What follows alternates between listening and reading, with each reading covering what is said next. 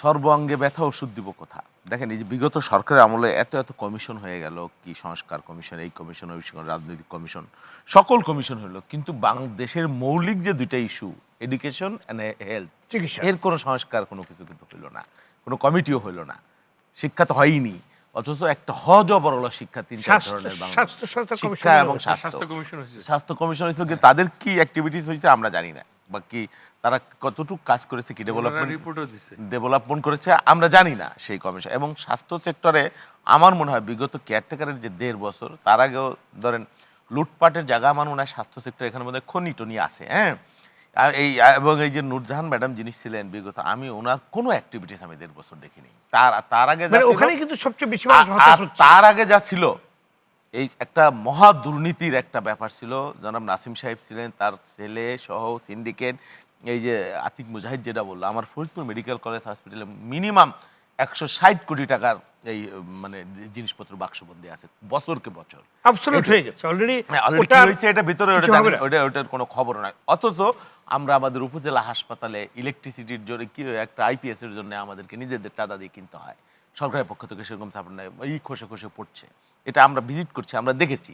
তো আমার যেটা বলতে ধরেন, আমি একটা অভিজ্ঞতার কথা বলি। একজন হেলথ মিনিস্টার ছিলেন কামাল ইবনে ইউসুফ সাহেব, আমি ওনার খুব ঘনিষ্ঠ সান্নিধ্যে ছিলাম।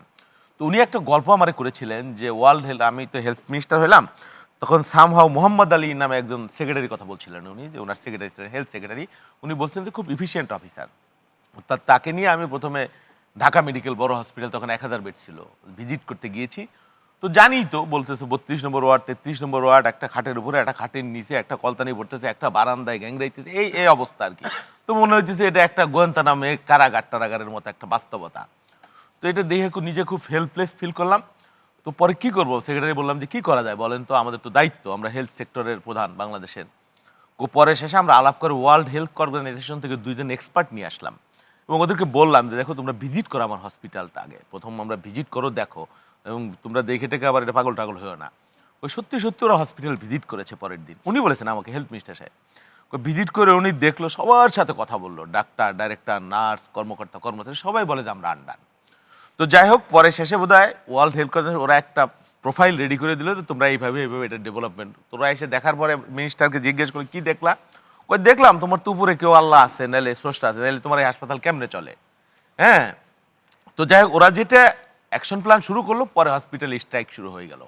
এই যে রুগী মরা শুরু হলো, রুগী আসে না, ঢাকা মেডিকেল কলেজ হাসপাতাল কলাপস চলতে, বাংলাদেশ কলাপস। তো পরে প্রাইম মিনিস্টার বলে দিদি কি করতেছেন, বলে আমরা তো এটা করতে চাইছিলাম। বলে দূর, কি করার দরকার, যেমনি আছে সেমনিই চলতে দেন। তো সেমনিই চলতেছে। আমাদের তো ম্যাক্সিমাম ওই সময় উনি বলতো যে আমাদের তো হেলথ সেক্টর সব ফুফায়ের উপর, এখনো ফুফায়ের উপর চলে। মানে স্বাস্থ্য খাতের কিন্তু আমি একটা জিনিস, এমনকি লাশবাহী যে অ্যাম্বুলেন্স, সেটাও কিন্তু সিন্ডিকেট হয়ে আছে। হ্যাঁ, এইখানে যে দুর্নীতি হাজার হাজার কোটি টাকা বিগত দিনে হয়েছে। আমার আরেকটা অবজারভেশন আছে, আমার অবজারভেশনটা কি, আমি নিবিড়ভাবে দেখি তো, আমি জানি না, একই চিকিৎসক আমাদের একই জায়গায় পড়াশোনা করে, বিদেশে একই জায়গায় ডিগ্রি নেয়, তারা দেশে, এবং যে ডাক্তার, যে চিকিৎসক যত রুগী দেখে তিনি তো তত এক্সপার্ট হন, যিনি যত সার্জারি করেন তিনি তো তত এক্সপার্ট হন। তাহলে আমরা এদের উপরে কেন আস্থা রাখতে পারি না, ভরসা করতে পারি না, আমরা কেন ইন্ডিয়ায় খুঁজি, আমি জানি না। এটা একটা ইস্যু। আর একটা ইস্যু হলো কি, এক সময়ের ধরেন আমার অবকাঠামোগত কারণে সারা দেশে গ্রামে গ্রামে ফ্যামিলি ওয়েলফেয়ার হেলথ সেন্টার, যেটা বিদেশি দাতা সংস্থা এবং রাষ্ট্রীয় অর্থায়নে হয়েছে, বাংলাদেশের প্রত্যেকটা ইউনিয়নে শেষ হয়ে গেছে। আপনি যদি যান সেখানে দেখবেন কোনো ডাক্তার নাই, কিচ্ছু নাই। ম্যাক্সিমাম দু এক যা আছে কিনা যায় না, ওখানে গরু, ছাগল টাগল, আর বিকালবেলা সন্ধ্যার সময় এখানে এই গাঁজা, মাদক সেবীদের একটা আড্ডা। অথচ এখানে আমার হাজার হাজার কোটি টাকার বিনিয়োগ আছে। আমার বক্তব্য হলো, একসময় যোগাযোগ অবকাঠামোর কারণে হয়তো মানুষ লোকালে হয়তো, এখন তো যোগাযোগ অবকাঠামো 90% ক্ষেত্রে জেলার সাথে একটা উপজেলা 30 মিনিট 40 মিনিটের ডিফারেন্স, ইউনিয়নের সাথে থানার ডিফারেন্স এরকমই 10 মিনিট 15 মিনিট 20 মিনিট। এখন আমার কেন্দ্রীভূত আমি কেন করছি না, যেহেতু সব রোগী জেলা হাসপাতালে আসে, উপজেলা হাসপাতালে শুধু ওই মামলা মোকদ্দমার সার্টিফিকেটের জন্য যায়, ওইখানে কিন্তু চিকিৎসা টিকিৎসা কিছু হয় না। যারা থাকে ম্যাক্সিমাম দেখবেন মারামারি করছে, বাইরে বাইরে করছে, একটা সার্টিফিকেট নিবে, মামলা করবে ম্যাক্সিমাম রোগীগুলা, আর আসে সব জেলা হাসপাতালে। আর ওই জট্টরের জন্য কেউ আসে হয়তো, ডায়রিয়া টেরিয়ার জন্য। ম্যাক্সিমাম ডিস্ট্রিক্ট হসপিটালে আসে। তা ডিস্ট্রিক্ট হসপিটালেই যেহেতু আসে এবং 1 ঘন্টা হাইস্ট আসতে পারে, আধা ঘন্টার মধ্যে আসতে পারে, তো এই জায়গাগুলো কেন্দ্রীভূত করে আমরা চিকিৎসা ব্যবস্থাটাকে আধুনিক কেন করছি না? জি, সে এই প্রশ্ন তো আমাদের- হ্যাঁ, এবং টাকাটা কেন গ্রামে গ্রামে আমি সরাই দিচ্ছি? Right. চিকিৎসা ব্যবস্থা নামে কেউ ডাক্তার যাচ্ছে না, থাকছে না, অবকাঠামো হচ্ছে, সব হচ্ছে, কিন্তু চিকিৎসাকে পাচ্ছে না আলটিমেটলি ওইখানে। তা আমার মনে হয় এই সবাইকে বিষয় ঘুরে চলে আসতে হয় ঢাকা। হ্যাঁ হ্যাঁ, এবং দিন শেষে ঢাকায় পিজি হাসপাতাল, এই ঢাকা মেডিকেল, বা এখন কয়েকটা হসপিটাল হয়েছে, এই কিডনি হসপিটাল বা হৃদরোগ বা চক্ষু বিজ্ঞান ইনস্টিটিউট বা ওই নিউরোসায়েন্স হসপিটাল হয়েছে, ভালো, এই হসপিটালগুলো ভালো সার্ভিস দিচ্ছে।